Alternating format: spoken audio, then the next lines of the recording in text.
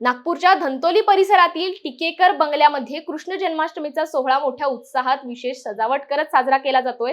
नितीन टिकेकर यांच्या घरी ही परंपरा 150 वर्षापासून सुरू असून भगवान श्रीकृष्णाच्या जन्मापासून त्यांच्या जीवनातील विविध प्रसंगांचे देखावे या ठिकाणी सुंदरपणे सजवण्यात आलेत। विशेष बाब म्हणजे या सजावटीत 100 ते 150 वर्षे जुन्या वस्तूंचाही समावेश असल्याने हा कार्यक्रम आणखीनच खास बनलाय।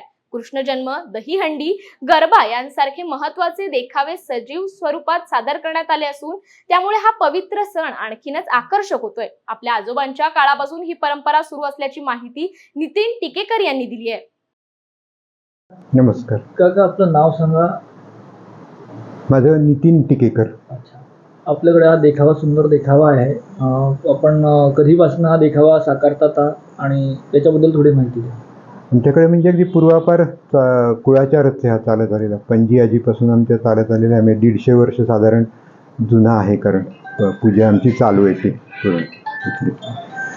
आणि देखाव्यात काय काय आपण ठेवलं आहे त्याच्याबद्दल थोडं सांगा। देखाव्यामध्ये अगदी जन्मापासून तर सगळे कृष्णाच्या जीवनावरचे जेवढे प्रसंग आहेत तेवढे सगळे बहुतेक आम्ही तयार करून घेतलेले, ऑर्डर देऊन काही विकत घेतलेले आहेत। जसं आमच्याकडे काही, जसं देवकीचा पलंग वगैरे जो आहे तो आमच्याकडे एक साधारण 100-150 वर्षापूर्वीचा जुना पलंग आहे, पणजी आजीने घेतलेला। तिथपासून सगळी अशी जमवलेली आहेत खेळणी सगळी।